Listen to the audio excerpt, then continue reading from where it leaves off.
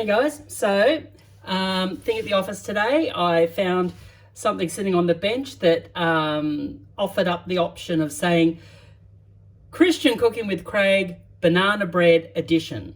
So I am going to give you my spin on how I make a banana bread with bananas that are sort of looking pretty dark like this. Okay, so what I've got here, I've got a couple things, but let me talk it through. I've got some plain flour here. Here I've got a 1/4 teaspoon of salt. I've got some bicarb of soda or baking soda. I've got 1/3 cup of sugar. Now you might think with all the sugar in the banana, why have it? It's really important to have it. It just helps to balance the sweetness. It's a different kind of sweetness. I've got an apple here, like that's going to give it a bit more tart sweetness and some texture. I've got an egg. I've got this here, which is called citric acid. Now this is something you can use in place of like lemon juice or something like that. It actually helps to serve as the raising agent of this boy, of the baking soda.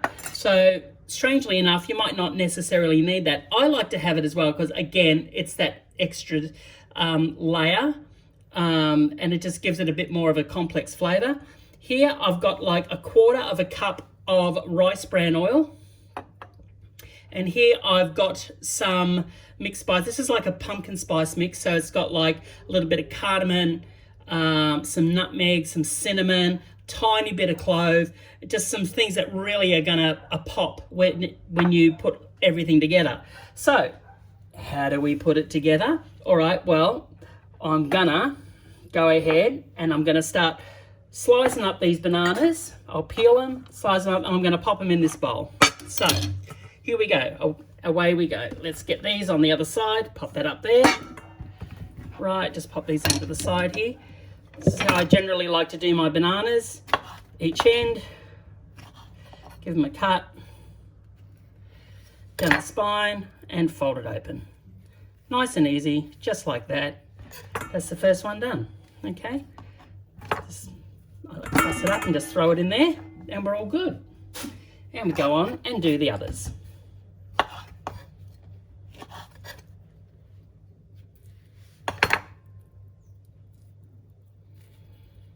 You'll notice that even though they're pretty dark outside, you just see a little bit of, some bruising and stuff on the interior. Doesn't mean they're not any good. It actually means they're perfect for this kind of baking because the sugars have fully developed inside the banana. Okay, just like that. All right, and one more. We had 4 bananas left over in the office, so 4 bananas is what I'm using. I grew up in the country, and you sort of work with what you got. Nothing wrong with that. All right, so we can see we've got a fair few bananas kicking around there. And you go, well, what am I going to do with them? You're going to mash them down is what you're going to do. Hang on, let me just pull out my cool little thing here. I've got one of these, got it online. It's basically like it's a multi-purpose masher, and you just pop it in, and it just helps to break everything up. And it'll do it pretty quickly for you as well. As you can see there, it's made pretty fast work of everything you need. Now, the interesting thing about banana bread, when you are putting things together like this, you go, all right, what's going to be the best way to, soak it in, do it? And probably what I would say is, like, you break everything up into 2 sides. So you're going to have one side is going to be your wet ingredients, and the other side is going to be your dry ingredients. And that's the way I sort of like to break it up. So I've got an egg, crack it in, 1 egg. The oil, in it goes. And at this point also, there's a couple, I'm going to add the spice in because by putting the spice in at this point, it helps it to just, get in there a little bit easier, and you're not having to sort of fight blending it in later on. And so I'm just using my nice little flat thing here, like a spatula, whatever you want to call it. And you can see it has quite a lot of liquid. Okay, we're not done yet, so sort of looking like baby food. Sorry about that, but anyway, sometimes you've got to destroy to create. That's the way we roll. Okay, and also at this point I'm going to put in the sugar. Sugar is actually, it's classified as a wet ingredient because you normally add it to the wet ingredient so that it can dissolve. And the other thing it's going to do is it's going to draw out more of the liquids and the solids and things that are there. Now, I've got this bad boy here, apple. Okay, I'm going to give it a peel. All right, and this just cut down the center and halve it again and halve it again. All right. So what I'm going to do here is I'm just cutting out the core, moving that to the side. And what I'm doing is I'm cutting it on the bias. So you can see here it's like I've cut out all of the core and just leaving it with just the flesh of the apple. It's a pretty quick way. If you've got an apple corer, by all means, go ahead and use that. I do not know where mine is. So, and then obviously we're just going to cut this up. You cut it up into relatively, smallish chunks, not too small. Because the thing is, what will happen is while the banana bread is baking, it will actually have an opportunity for this apple to soften a bit, but you don't want it to go mushy and lose the texture. So there's something nice about when you get a slice of this and you heat it up and you have it with some butter, or if you toast it, like just having that little bit of apple, like that bit of crunch in there, it changes everything out. Just makes it taste that little bit better.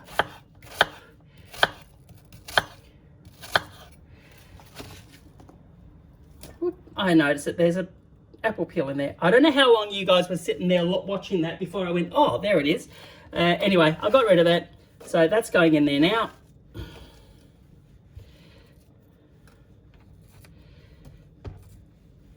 Right, so this is how wet. You'll notice I haven't put any milk in it. And you go, right. Well, it has quite a lot of liquid already, okay? So we can see that it's got that. Now, look, obviously for me, where I was growing up, I had the opportunity of having fresh milk every day. Not everybody actually has that opportunity. So where you can, most definitely get it. If you can't, if you're sort of limited in what you can use, one of the things I like to use is actually I use milk powder. Oh, there we go. Now you can see milk powder. And all I do is I've got like a 1/4 cup scoop here. I'm just going to give it a little less than a 1/4 cup scoop, and I just add it into the flour like that. And this is just like an instant milk powder. So, and you just fold it in. I'm just using a fork to distribute that out. And then I've got the bicarb and the salt. And I'm going to put in a little shake of this citric acid. That's it. Not too much. Just give this a fold. One of the things I keep on standby for this kind of mix is I will keep just a little bit of water handy if I need to loosen up the batter. Just that little bit when we're getting closer to, putting it all together. So I'm just going to do that right now. Just a little bit of water on standby. And the real trick with this, big trick, is now we just go dry to wet. In it goes. And you don't want to over-mix. What makes a lot of these things come out tasting really rubbery and bad is you're over-mixing the batter. It's a great trick, and and you can see here right away, just by folding it through, most of the flour has already dissipated. And what you'll do is you'll just mix it until the flour has just disappeared. Just like that, okay? So we've got all of these great, beautiful, delicious things kicking around in here.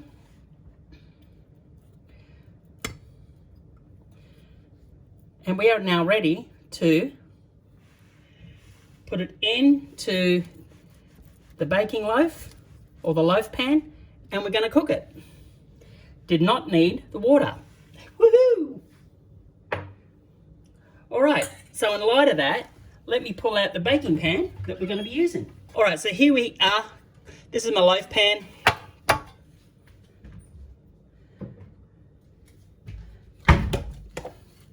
Just going to use a little bit of non-stick spray on that. And the aim is going to be, I know, really difficult. We get this and we put it in here. So if I can do this around the other way and so you still get to see it. There we go. In it goes. You'll see there's a couple of dry bits of flour kicking around the bottom. Don't worry about that, that's all right. It all disappears when it bakes in. All right, I'm gonna swap hands over. So there we go. Because I am right-handed, the camera doesn't care. And you can see right away, we've got everything sitting there ready to go.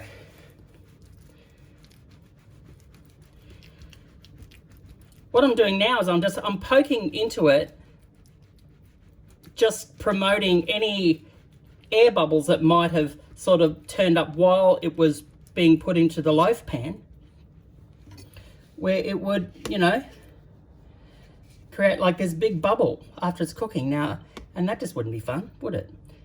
So you can see here, it's all ready to go into the oven. Now, as I said, this doesn't have any baking powder in it, so the raising agents, like we've got some bicarb, there's a little bit of citric acid, and there's an egg. And even if you have a look at it now, you can actually start to see little pockets of bubbles starting to burst on the top of it. That is the bicarb acting with the citric acid and with the sugars inside the banana and also the apple.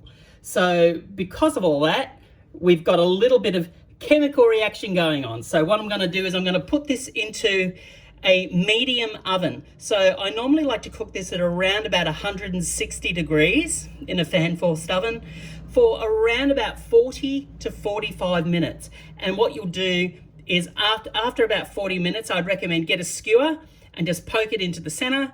And if it comes out dry, then you're pretty good to go. As a precaution, I'm going to pop a little bit of foil just on the baking tray that the actual loaf pan is going to be sitting on. So should anything drop, or it should, like, you know, decide to overflow for any interesting given reason, well, you know, it'll sort of do its thing. I'm always I always think, you know, do I do it this way, do it that way, you know, when I put it in the oven. The truth is, I'm never too sure, because most ovens, they bake unevenly. So at some point in the cooking process or in the baking process, you've got to turn it around so that it gets like the even baking that it requires. Doesn't always work that way, but what we'll do is I'm going to put it in this way. When it gets to about 20 minutes, I'm going to take it out and I'm going to turn it around. You won't see that. What you're going to see now is me lifting this out of the shot. I'm going to put it into the oven, and then it's going to come out at the end. So we'll see how we go after that.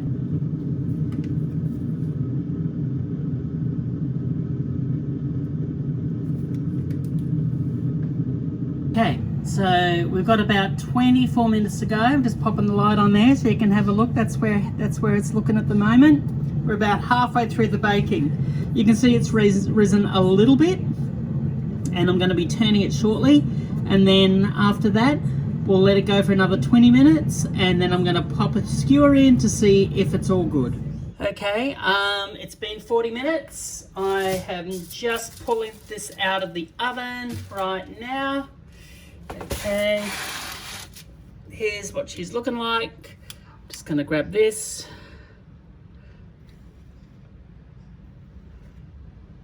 Look at that, nice and clean. We are good to go. And that, my friend, is probably one of the nicest looking banana breads you could ever find.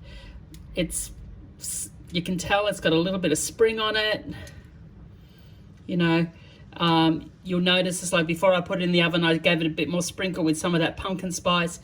You know, that'll just wake it up a little bit more, you know, once you sort of have it after it's cooled. And you do have to wait for this to cool. So wait a few minutes before you take it out of the pan. Just give it a few minutes, and then you put it out onto a cooling rack, and you should be good to go. Just to let it cool for a couple of hours before you can then sort of start slicing it and, you know, wrapping it up and doing what you need to do. It'll keep for quite a few days. And of course, anything that you don't use, I recommend slice it up, put it in some Ziploc bags and put it in the freezer. It's one of those things that you can pull out at any time. And if you heat it up, you can have it with some ice cream even, a little bit of custard, or you can just toast it and have it with lashings of butter. And now we just got to let it cool for a couple of hours, and then you can slice it up, do what you need, and away you go. The reason you don't slice it up when it's hot is because it'll just fall apart. Like anything else that bakes in an oven, you have to give it a little bit of time to settle so that the actual process of what has been cooked, it all comes together so that when you slice it, it has a better form. If you just cut it like this, it'll cut, but it'll sort of just fall apart. It's not going to have any tangible form of what you would call a slice.